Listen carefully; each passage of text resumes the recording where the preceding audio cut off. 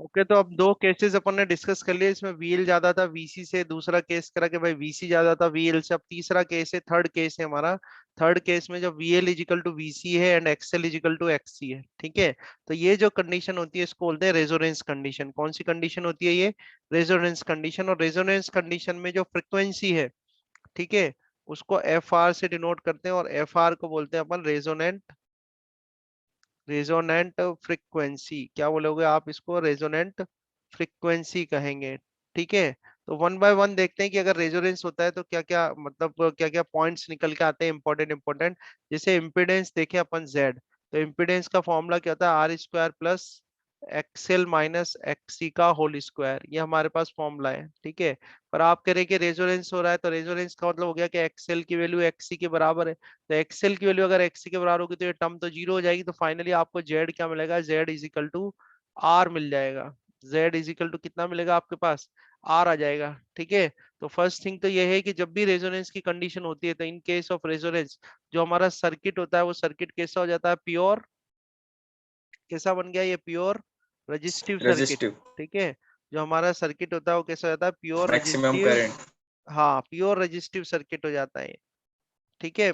इतना उसमें देखो कि उसके अंदर जो और दूसरे रेजिस्टेंस थे वो तो हट गए। तो दूसरे जो रेजिस्टेंस थे वो हट गए, तो हट गए, तो उससे क्या होगा? करंट विल बी मैक्सिमम, ठीक है। क्या होगा? करंट विल बी मैक्सिमम, क्योंकि दूसरे जो रेजिस्टेंस थे तो हट ही गए ना इसमें से, है ना। तो करंट क्या हो जाएगा? करंट विल बी मैक्सिमम हो जाएगा, ठीक है। अब आगे देखो कि आपके पास जो अल्टरनेटिंग ईएमएफ था उसकी इक्वेशन क्या थी? E is equal to e naught sine omega t था, ठीक है। अब इसमें इसमें देखो आप, आपने z इजिकल टू आर निकाल दिया। देखो एक कंडीशन देखो, cos फाई इजिकल टू, आपके cos फाई की वैल्यू क्या थी? cos फाई आपने पीछे फाइंड आउट करा, cos फाई इजिकल टू क्या था? आर बाई जेड था। तो cos phi equal to R by Z था।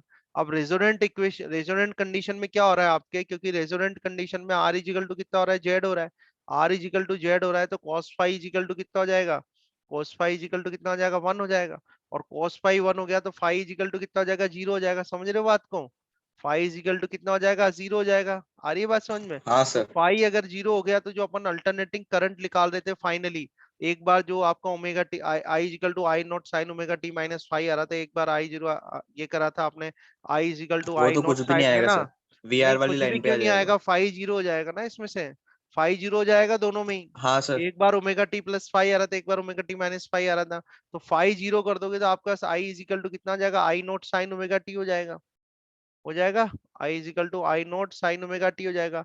इसका मतलब क्या हो गया कि जो आपको इंस्टेंटेनियस करंट मिल रहा है, यानी अल्टरनेटिंग करंट जो है अपना, और अल्टरनेटिंग जो ईएमएफ है, दोनों के दोनों किस में हो जाएंगे? ये किस में आ जाएंगे? दोनों सेम फेस में आ जाएंगे। वैसे भी ये प्योर रजिस्टिव सर्किट है, तो प्योर रजिस्टिव सर्किट में तो वो सेम फेस में ही रहते हैं। बात समझ में आ रही है?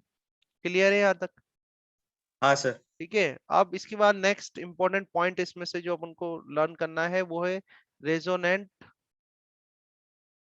रेजोनेंट फ्रीक्वेंसी निकालना है अपन को कि रेजोनेंट फ्रीक्वेंसी का फॉर्मूला क्या है, ठीक है। तो रेजोनेंट फ्रीक्वेंसी जैसे मैंने आपको बताया किससे नोट करते हैं? एफ आर से। तो देखो यहाँ पर एक्सएल रेजोनेंस जब हो रहा है तो एक्सएल किसके बराबर होता है? एक्ससी के बराबर होता है। एक्सएल कितना हो गया आपका? एल ओमेगा हो गया। एक्ससी कितना हो गया? 1 अपॉन सी ओमेगा हो गया। तो यहाँ से अपन कर सकते हैं कि omega square is equal to क्या होगा? एल सी हो जाएगा, ठीक है। आगे और सॉल्व करते हैं इसको। तो ओमेगा इज इक्वल टू कितना हो जाएगा? 1/√LC आ जाएगा आपके पास। ओमेगा इज इक्वल टू 2 पाई होता है, 2 पाई एफ। तो ये ओमेगा जो है ये रेजोनेंट वाला ओमेगा, ठीक है।